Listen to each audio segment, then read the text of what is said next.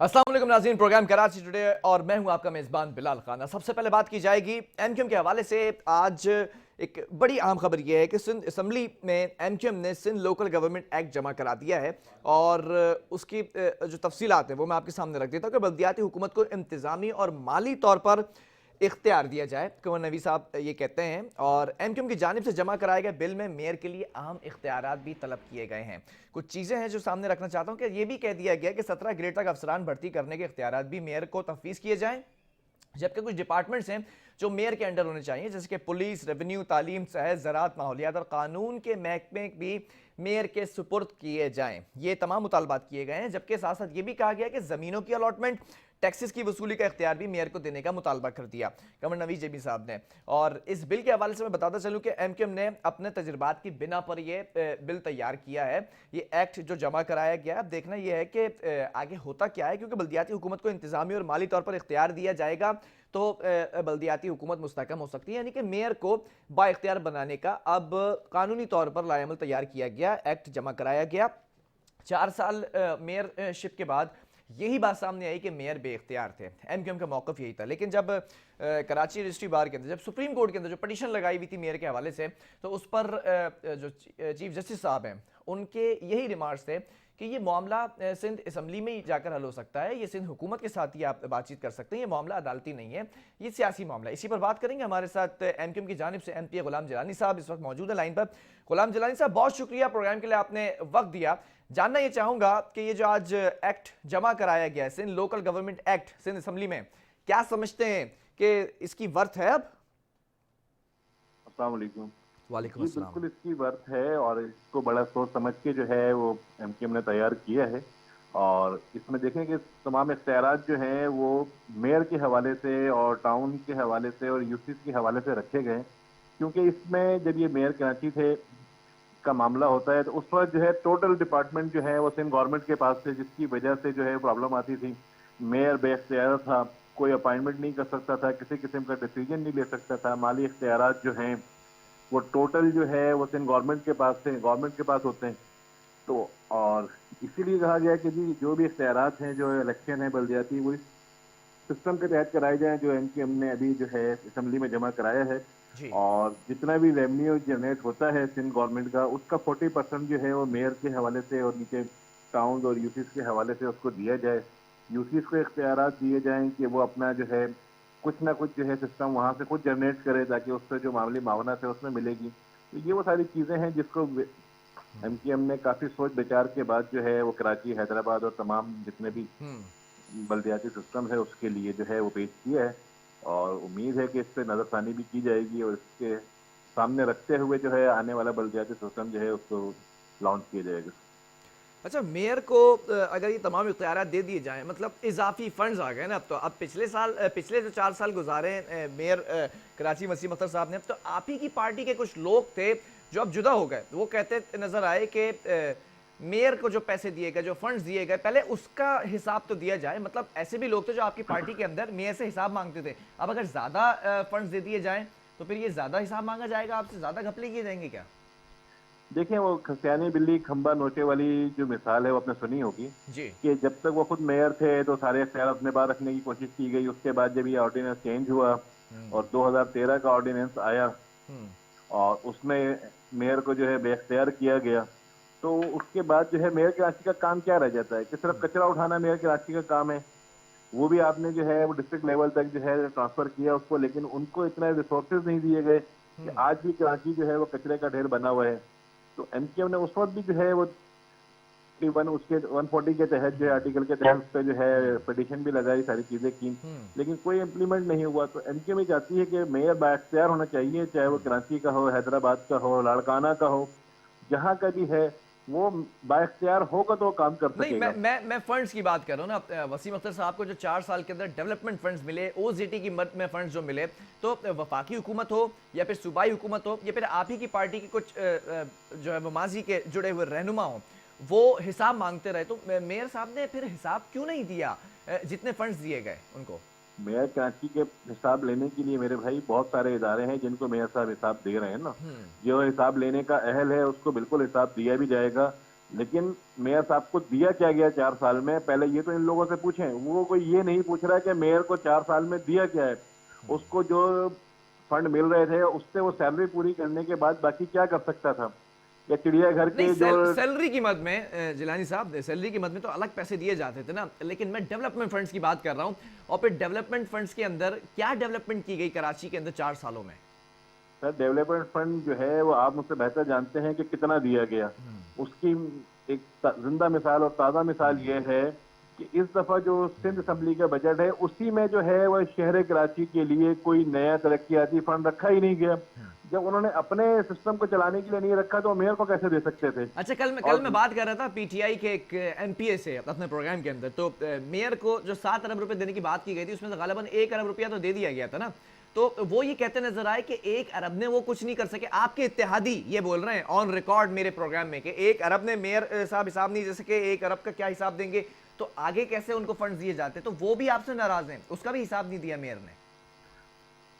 Sir इस पर मैं अभी आपको क्या कमेंट्स दूं, क्योंकि हमारे इत्तेहादी भी हैं और वो उनमें से कुछ लोग ऐसे हैं जो बगैर सोचे समझे जो है वो कोई भी कमेंट्स पास कर देते हैं। उन्हें पता नहीं है कि सिस्टम क्या है और किस तरीके से काम होगा। 1 अरब रुपए में से इस वक्त मेरे पास डिस्ट्रिक्ट कोरंगी में, कोरंगी जोन के अंदर जो है वो तक 5 करोड़ रुपए का काम हुआ है, लांडी जोन में काम हुआ है, सरजानी में काम हुआ है। तो ये वो सारी चीजें हैं जो नहीं उन लोगों नहीं, को तो नजर ये नहीं आ ये रही। ये क्या काम हुआ है, जरा मुझे एक्सप्लेन करेंगे कि आप ये कोरंगी में और ये जहां पर आप बता रहे हैं, जी जी क्या बिल्कुल। सड़कें बनाई हैं, क्या किया है जी काम? बिल्कुल, मैं इस वक्त जो है मलिर जोन के अंदर जो है वो तकरीबन 3 किलोमीटर की जो है वो एक कारपेटिंग है, रोड कारपेटिंग सड़क बनाई गई है। उसके अलावा 18 इंच की लाइनें मलिर, लांडी और कोरंगी में डाली गई हैं। UC 35 का एरिया है कोरंगी का, जहाँ पे जो है 18 इंच की तकरीबन 1.5 किलोमीटर लंबी लाइन डाली गई है। जो पूरा सिस्टम जो है उसका सैविज का नकारा हुआ हुआ था। तो अब ये है कि मतलब बिला वजह की अच्छा, तनकीद ये जो आप करना तो बता रहे हैं आसान। मलीर के अंदर जो बता रहे हैं, ये जो लाइंस डाली जा रही है, ये तो मेरा ख्याल गालिबन 1100 अरब रुपए वाले पैकेज के अंदर है शामिल, ये वाला जो काम हो रहा है तरक्याती।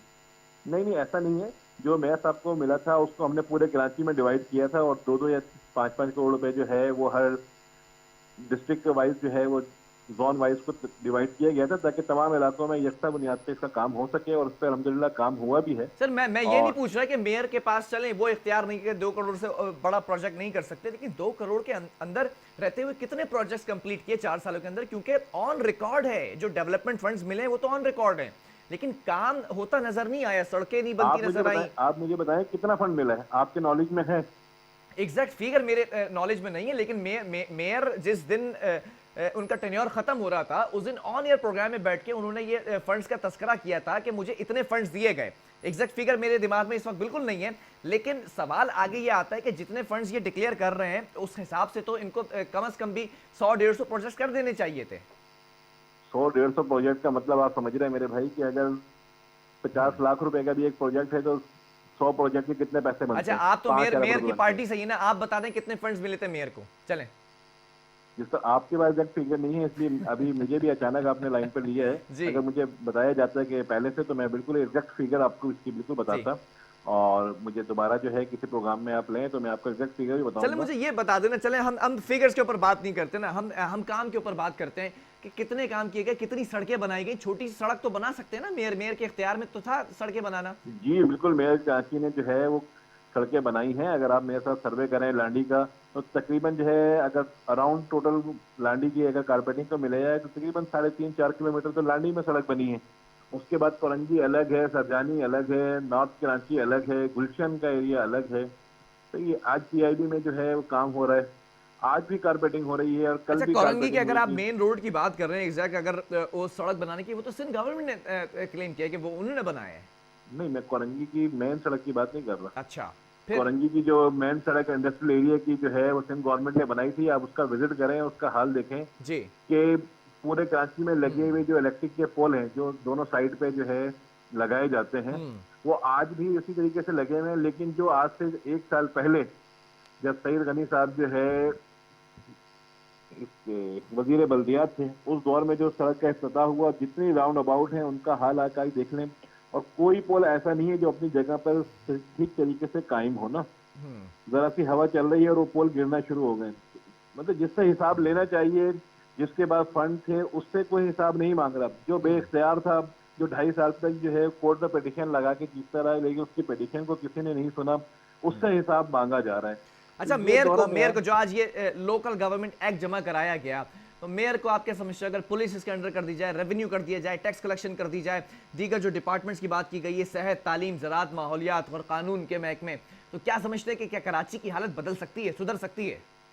लाजमी सी बात है, जब आपके पास काम करने के लिए होगा, आपके पास इख्तियारात होगा, तो आप उसमें डेवलपमेंट का काम भी करेंगे और जो दूसरी चीज़ें हैं उसको भी मैनेज करेंगे। लेकिन जब आपके पास इख्तियार ही नहीं होगा, तो आपने बैठ के सब तालियां बजानी है, चाहे वो एमकेएम हो, चाहे हाँ। पीपल्स पार्टी हो, या कोई भी गवर्नमेंट हो।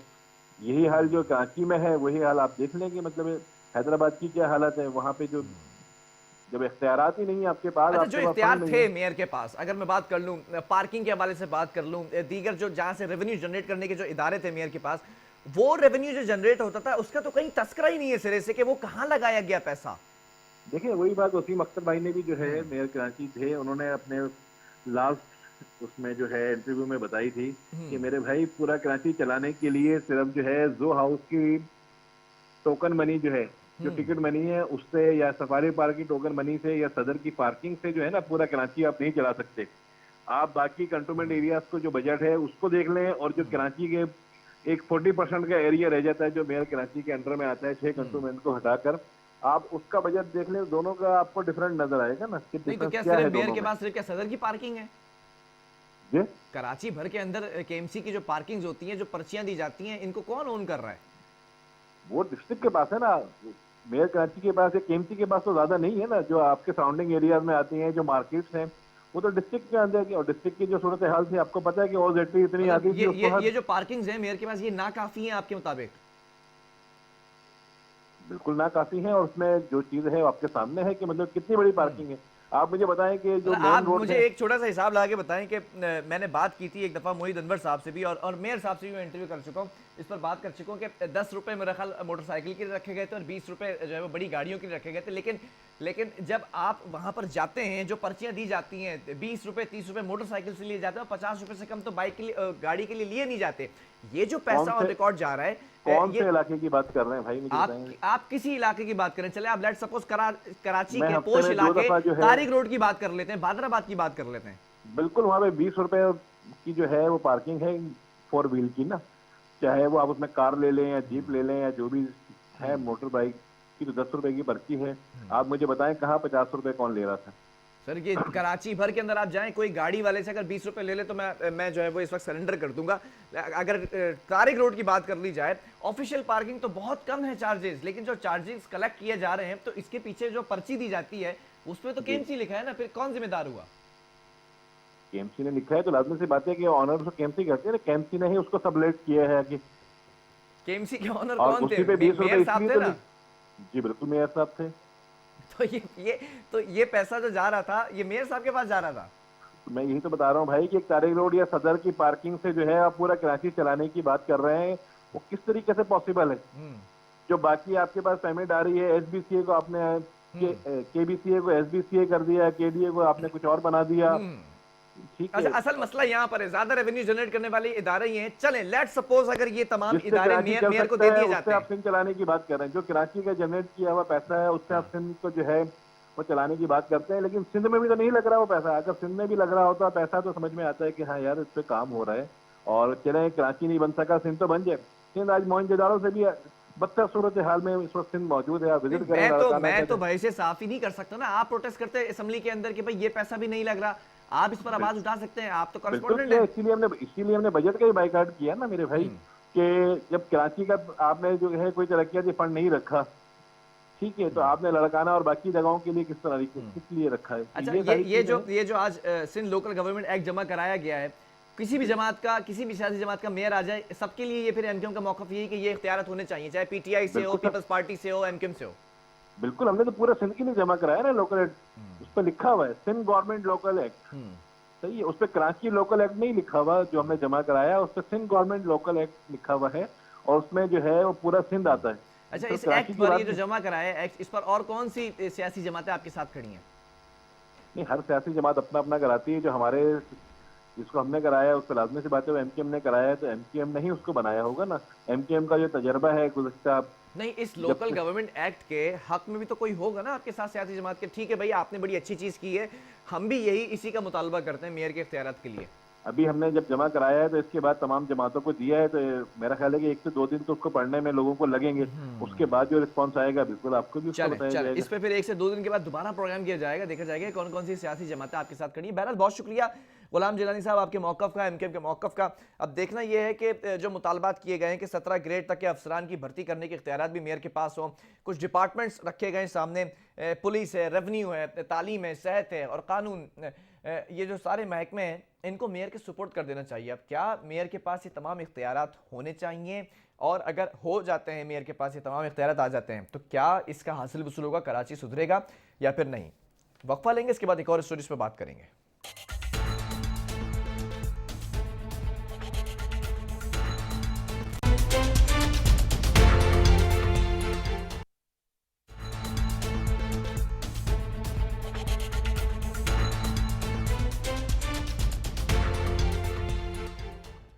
वेलकम बैक नाज़रीन। बात कर रहे थे कुछ सुप्रीम कोर्ट कराची रजिस्ट्री के हवाले से, जिसके बाहर आजम टाउन के मकीनों की जानिब से एहतजाजी मुजाहरा किया गया। ये मुजाहरा क्यों किया गया, कुछ इसके मुतालबात हैं उन मकीनों के।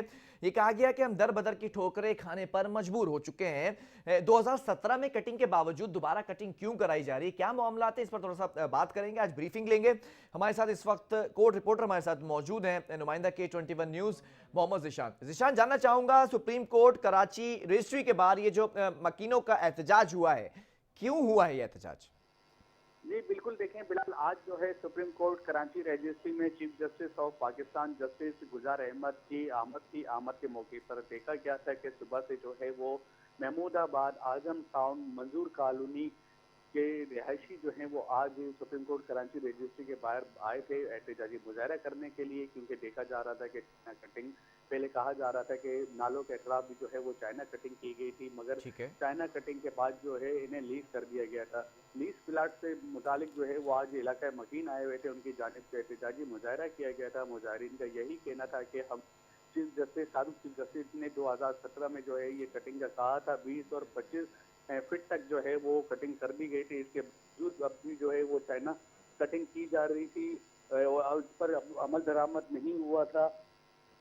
अब देखा जा रहा था कि आजम टाउन के रिहायशी जो है वो मुजाहरे के दौरान जो है खवातीन भी बेहोश हो गई थी और बूढ़े बुजुर्ग शख्स जो थे वो भी बेहोश हो गए थे, जिसके जो है उन्हें एक सुप्रीम कोर्ट कराची रजिस्ट्री के बाहर जो है वो बिठाया गया था। एहतजाजी मुजाहरा जो है मकीन कर रहे थे। मकीनों का तलबा था कि हमें जो है वो पैसे नहीं दिए जाएं, हमें दीगर अच्छा ज़िशान, ये जो घर मिसमार किए जा रहे हैं, इनका मुतालबा भी ये कि जब 2017 के अंदर 22 फीट की नालों के अतराफ की कटिंग की गई थी, तो दोबारा से कटिंग क्यों की जा रही? तो अब तक चीफ जस्टिस साहब ने क्या इस पर कोई नोटिस लिया, कोई एक्शन लिया? जी बिल्कुल, देखें सबका समात पर देखा गया था कि अटॉर्नी जनरल ऑफ सिंध की जानिब से जो है वो जमा कराया गया था, जवाब जमा कराया गया था, जिसमें कहा गया था कि 25 जो है वो कटिंग की गई है, जिस पर देखा गया था कि वजीर बल्दियात की जानिब से रिपोर्ट जमा कराई गई थी। उनका कहना था कि अब भी जो है गुजर नाले व दीगर नाले जो है वो फेवरेज के सिस्टम जो है वो धर्म भरम हुआ है, इसको जो है मजीद जो है वो चौड़ा किया जाए, जिस पर जो है साबिक चीफ जस्टिस ने जो हुक्म दिया था कि 22-25 फीट हटाया जाए। मगर अब भी देखा जा रहा है कि शहर कैद में जिस तरह की बारिशें हुई थी, इसके बाद जो है सेवरेज का निज़ाम धर्म भरम हो गया था, जिस पर जो है chief justice of Pakistan justice गुजार अहमद की जानिब से एक बार फिर जो है वो सो मोटो लिया गया था और गुजर नाले समेत दीगर नाले जो हैं वो 25 फीट और मजीद जो है वो कहा गया था कि इन्हें जो है वो फिटिंग जितनी भी कटिंग हुई वहां पर उनको हटाया जाए, मिसमार किया जाए। अच्छा, आप क्या समझते हैं निशान, अब क्या होने वाला है? ये घरों को मिसमार किया जा रहा है तो ये कैंपेन रोकी जाएगी या फिर ये इसी तरह से घरों को मिसमार किया जाएगा, ये जो यहाँ पर इलाका मकीन इनको दरबदर किया जाएगा? जी बिल्कुल, देखें बिलाल, आज देखा गया था कि इलाके मकीनों की तादाद जो थी वो ज्यादा ही नजर आ रही थी। कुछ इलाके मकीन जो आए हुए थे सुबह से जो है वो 3-4 घंटे का अपना एहतजाजी मुजाहरा रिकॉर्ड कराने के बाद चले गए थे। आजम टाउन, महमूदाबाद, मंजूर कॉलोनी, गुज्जर नाले के जो रिहायशी थे उनका यही मुतालबा था कि हमें मुतबादिल जगह नहीं दी जाए। हमने अपनी जमा पूंजी और दर पदर की ठोकरें खाने के बाद जो है एक अपनी छत बनाई है, हमें इसी छत पर जो है रहने दिया जाए। चीफ जस्टिस ऑफ पाकिस्तान से अपील करते हैं कि हमें दीगर जगह जो है वो मुंतकिल नहीं किया जाए, हमें इसी इस जगह पर रहने दिया जाए। चाहे कचरे के ढेर लगे हुए हमारे इलाके में या दीगर मसाइल भी हैं, वो हम सहने के लिए तैयार हैं, क्योंकि मुतबादिल जगह में उनका कहना था कि बहुत दूर पड़ जाएगा। हमारे इस वक्त जो है वो चूल्हे ठंडे हुए हुए और हमारे बच्चे जो हैं वो कमा कर आते हैं, तो हमारे तो ज़ीशान आप ये भी बताइएगा कि चीफ जस्टिस ने इनसे मुलाकात की, बातचीत की, या इस पर नोटिस लिया, या फिर कल कोई ऐसा वक्त दिया है कि जो इस पर बात की जाए? जी बिलाल, आज देखा गया था कि आज सुप्रीम कोर्ट रजिस्ट्री की जानिब से आज कोई भी नहीं आया था इनके मुजाहिरीन से जो है मुतालबात करने के लिए या इनके कोई मुतालबात मानने के लिए। सुबह जो है देखा जाएगा कि सुप्रीम कोर्ट कराची रजिस्ट्री में जो है कराची से मुतालिक जो है कराची के मसाइल से मुतालिक जो है अहम समाते होंगे। अच्छा, कौन कौन से ऐसे केसेस हैं जो कल ज़ेर समात आने का इम्कान है? जी बिल्कुल, देखें बिलाल, सुबह जो है वो सबसे अहम इशू जो है वो सर्कुलर रेलवे का है। सर्कुलर रेलवे से मुतालिक जो है वो अटॉर्नी जनरल ऑफ सिंध जो है वो फयाज शाह वो रिपोर्ट जमा कराएंगे। इसके अलावा जो है कराची के मसाइल जो हैं उनसे मुतालिक जो है तजावीज़ात से मुतालिक जो है साइन बोर्ड से मुतालिक जो है वो भी रिपोर्टें जमा कराई जाएंगी। अच्छा ज़ीशान, ये भी हो सकता है कि कल ये मामला बरहमी का शिकार हो जाए, क्योंकि कल जो वजीर रेलवे हैं शेख रशीद साहब वो भी कराची पहुंच रहे हैं, और आपने बताया कि कल कराची सर्कुलर रेलवे के ऊपर भी ब्रीफिंग दी जाएगी कराची रजिस्ट्री बार के अंदर। तो क्या चीज़ें एक्सपेक्टेड हैं? जी बिल्कुल, मुतवक्का है कि सुबह जो है वजीर रेलवे जो है शेख रशीद भी पेश हो। उनके जानिब से जो है सुबह अटॉर्नी जनरल ऑफ सिंध जो है वो जमा कराएंगे सर्कुलर रेलवे से मुतालिक, कराची के दीगर मसाइल से मुताबिक और साइन बोर्ड से मुतालिक जो है वो सुबह एंड पेशोर ऑफ केसेस में होगी। और देखा जाएगा कि तमाम केसेस की पैरवी के बाद जो है एक बहुत ही बड़ा सो मोटे chief justice of Pakistan justice गुजार अहमद साहब लेंगे। अच्छा, 1100 अरब रुपए का पैकेज, उस पर Karachi transformation plan, Karachi committee, उस पर भी सुस्ती का शिकार है अभी तक ताफुजात है सियासी जमातों के। दूसरी जानिब जो आलमी जरीदा है ब्लूमबर्ग, उसमें भी कराची को सबसे ज़्यादा बदतरीन ट्रांसपोर्ट के हवाले से शहर करार दिया गया है दुनिया का। तो क्या कल इन दोनों मौज़ूआत पर बहस एक्सपेक्टेड है, मुतवक्के है?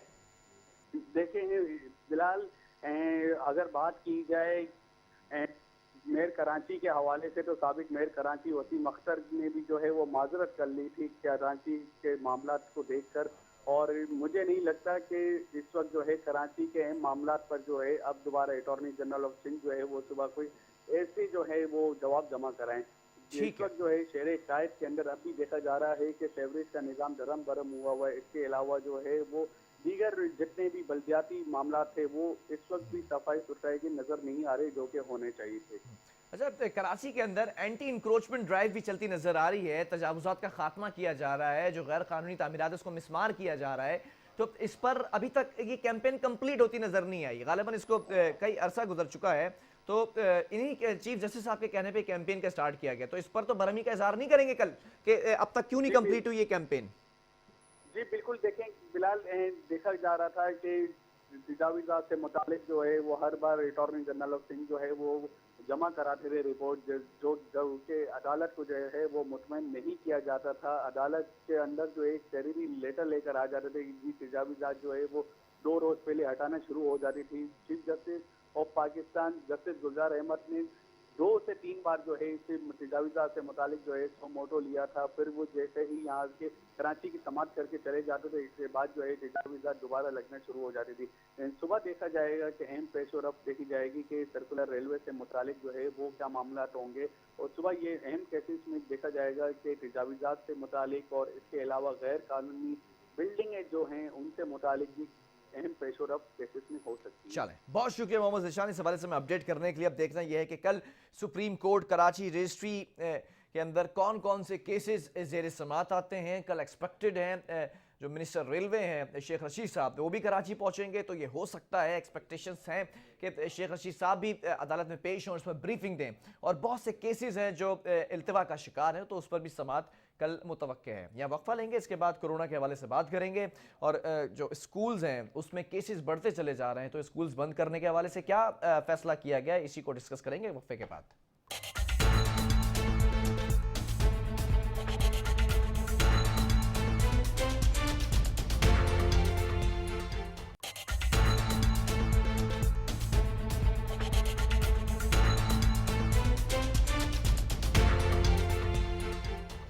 वेलकम बैक नाज़रीन। बात कर लेते हैं तालीमी इदारों के हवाले से कि कराची के अंदर ज़िला शर्की में जो तालीमी इदारे हैं उसमें से 216 तलबा और असातिज़ा में कोरोना की तस्दीक हुई है। केसेस बढ़ते चले जा रहे हैं तालीमी इदारों के अंदर।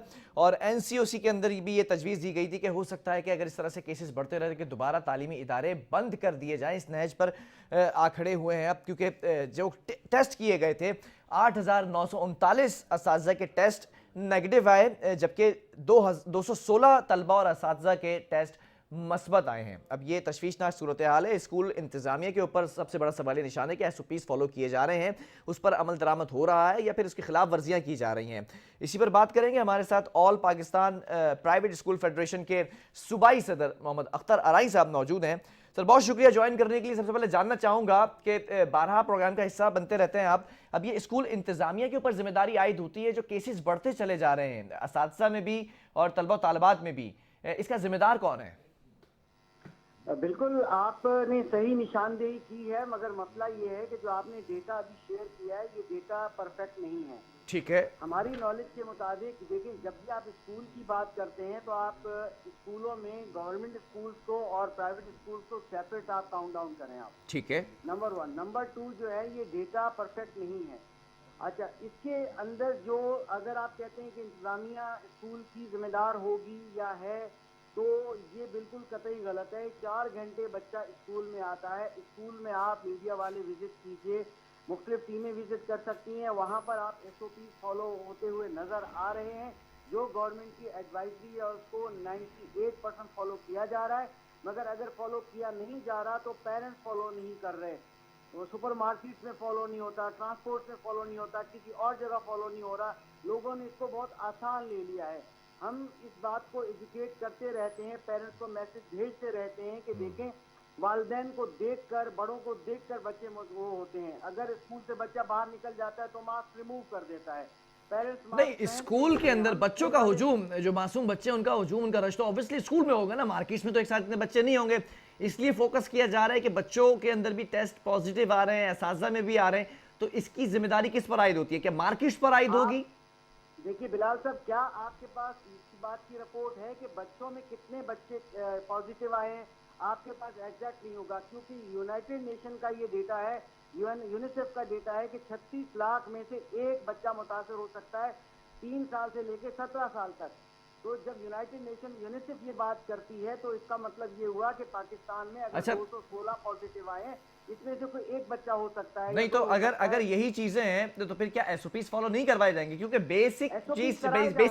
बेसिक चीजें सामने आ रही है महकमे तालीम की जानिब से कि स्कूल्स के अंदर SOPs फॉलो नहीं करवाए जा रहे हैं। मुद्दा उठाने का ये मतलब है। प्राइवेट स्कूल बिलाल साहब 98% स्कूल जो है SOPs फॉलो कर रहे हैं। जो एडवाइजरी है, मास्क से लेकर डिसइंफेक्शन से लेकर तमाम चीजें की जा रही है। इवन बच्चा जब आता है, जब वापस जाता है तो वैन को डिसइंफेक्शन भी स्कूल करता है, उस पर भी स्प्रे किया जाता है। उनकी मोटरसाइकिल, रक्षा, जहां पर भी जाता है डिसइंफेक्शन करके भेजा जाता है। नहीं, आप ये ओवरऑल पूरे कराची के प्राइवेट स्कूल्स की बात कर रहे हैं? मैं पूरे पाकिस्तान के स्कूल की बात कर रहा हूँ और बिलखुसूस इस वक्त कराची की बात कर रहा हूँ। मेरे पास कुछ सोर्सेज ऐसे भी हैं, कुछ स्कूल्स ऐसे भी हैं जहां पर सिरे से ही SOPs फॉलो नहीं करवाए जा रहे। राई साहब, मैंने पहले इब्तिदा में ये बिलाल साहब अर्ज किया कि गवर्नमेंट स्कूल्स में SOPs फॉलो नहीं हो रहे प्रॉपर तरीके से, उसकी मॉनिटरिंग क्यों नहीं की जा रही? नहीं तो गवर्नमेंट स्कूल और प्राइवेट स्कूल्स के लिए क्या अलग अलग SOPs बनाए जाएंगे? अगर गवर्नमेंट स्कूल में भी केसेस बढ़ते हैं तो ओवरऑल इम्पैक्ट फैसला जो लिया जाएगा महकमे की जानिब से स्कूल बंद करने का, तो ओवरऑल लिया जाएगा। बिल्कुल ओवरऑल लिया जाएगा। आपका सवाल था कि जिम्मेदार कौन है? ठीक है, सवाल था क्योंकि हम नुमाइंदगी कर रहे हैं प्राइवेट सेक्टर की। तो इसीलिए हम प्राइवेट सेक्टर की बात करेंगे, हम गवर्नमेंट सेक्टर की जिम्मेदारी नहीं ले सकते। 98% एसओपी फॉलो हो रहे हैं। 4 घंटे बच्चा स्कूल में होता है, हफ्ते में सिर्फ 3 दिन आता है और हम अपनी जिम्मेदारी बखूबी सर अंजाम दे रहे हैं। अगर कहीं कोताही होती होगी तो दूसरी जगहों पे होती होगी और वो वालिदैन की तरफ से होती होगी। आप जाके देख लें कि रात देर भर तक मार्केट खुली हुई हैं, लोग शॉपिंग पे निकले हुए हैं। अच्छा, अगर आप कहते हैं राही साहब के एसओपीज फॉलो करवाए जा रहे हैं और किसी प्राइवेट स्कूल के अंदर अगर केस पॉजिटिव आता है तो फिर आपकी बात पर यकीन किया जाए कि एसओपीज फॉलो कराए जा रहे हैं या उस रिपोर्ट पर यकीन किया जाए? आप कैमरा उठाइए और आप खुद सरप्राइज विजिट कीजिए। आप गवर्नमेंट स्कूल भी 10 विजिट कीजिए, 10 प्राइवेट स्कूल विजिट कीजिए, आपको दूध का दूध पानी का पानी नजर आएगा। हाँ, अगर 216 केस आप ये कह रहे हैं तो आप इसमें से ये बता दीजिएगा प्राइवेट स्कूल्स में से कितने हैं, इसमें से बच्चे कितने हैं, टीचर्स कितने हैं, तो हम फिर उसके बाद हम मानेंगे कि आपने जो डेटा दिया है। हमारा 2% भी चांस नहीं है लैकिंग का। 98% अल्हम्दुलिल्लाह एसओपी फॉलो हो रहे हैं। वालिदैन इस बात की खुद गवाही देते हैं कि अगर चलें तो फिर राही साहब एक दिन सरप्राइज विजिट रख ही लेते हैं। जो कराची के अंदर गली मोहल्ले के अंदर प्राइवेट स्कूल्स हैं, जो बिल्डिंग्स में घरों के अंदर बने हुए हैं, जिनको प्राइवेट स्कूल का दर्जा दिया गया है, तो फिर एक सरप्राइज विजिट वहां का भी होना चाहिए। बिल्कुल होना चाहिए। मैं आपको दावत देता हूं, आप बगैर बताए जाइए। और फिर अगर कहीं पर गफलत होती है तो उसको आपकी एसोसिएशन ओन करेगी? बिल्कुल ऑन करेंगे, हम उनको बंद करवाएंगे। आपको हक है क्योंकि स्मार्ट लॉकडाउन के लिए हम फेवर में हैं। जहां पर भी खुदा न खास्ता ये वायरस बढ़ रहा है वहां पर स्कूल बंद करने के लिए हम गवर्नमेंट के साथ हैं, डिस्ट्रिक्ट एडमिनिस्ट्रेशन के साथ हैं, सिंध गवर्नमेंट के साथ हैं और इंशाल्लाह रहेंगे। मगर अगर सिर्फ इल्जाम तराशी हो रही है तो उसका थोड़ा सा ख्याल करना पड़ेगा। अभी अगर ज्यादा केसेस गवर्नमेंट स्कूल में आते हैं और आप जो है प्राइवेट सेक्टर के स्कूल को नहीं, किसी एक सेक्टर को हिट नहीं किया गया राही साहब। जो है वो किसी एक जगह पर ये नाम नहीं आया कि सिर्फ प्राइवेट स्कूल्स के अंदर, मजमूई तौर पर स्कूलों का नाम सामने आ रहा है कि स्कूलों में केसेस बढ़ते चले जा रहे हैं, इसलिए स्कूलों को बंद करने की तजवीज दी गई है। बिल्कुल, जहां पर भी स्कूल, जिस भी स्कूल में देखें, आपने देखा पिछले दिनों में कुछ स्कूल बंद हुए डिफरेंट डिस्ट्रिक्ट के अंदर, जैसे कि कोरंगी डिस्ट्रिक्ट के अंदर या किसी और डिस्ट्रिक्ट के अंदर, तो वहां उनकी लिस्ट उठा के देख लें। उस लेटर में सारे के सारे गवर्नमेंट स्कूल थे। वो कौन से प्राइवेट स्कूल, इक्का दुक्का अगर कोई प्राइवेट स्कूल थे, हम बंद करने के लिए बिल्कुल फेवर में आए। हम नहीं चाहेंगे। देखिए ना, फिर तो बिला इम्तियाज और बिला तफरीक कार्रवाई की जा रही है ना।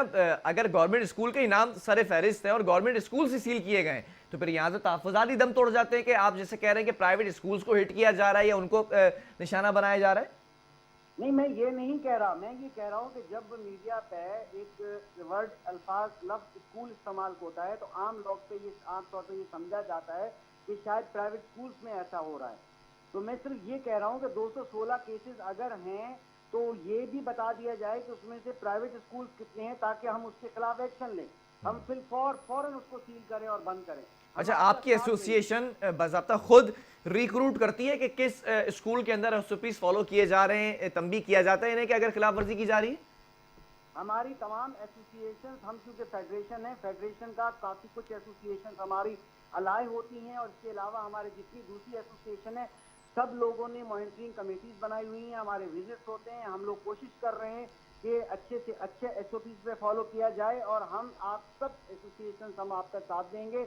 आप सिर्फ ये बता दीजिए कि 216 में से कितने प्राइवेट स्कूल के टीचर्स या प्राइवेट स्कूल के बच्चे जो है मुतासर हुए हैं और कितने गवर्नमेंट के। सिर्फ आप ये डेटा हमें बता दीजिए। ठीक है, हम सबसे पहली फुर्सत में विद इन 3 आवर हम एक्शन लेंगे। चलें, एक दिन सरप्राइज विजिट भी रखा जाएगा। बहरहाल बहुत शुक्रिया, मोहम्मद अख्तर राही साहब हमारे साथ मौजूद थे।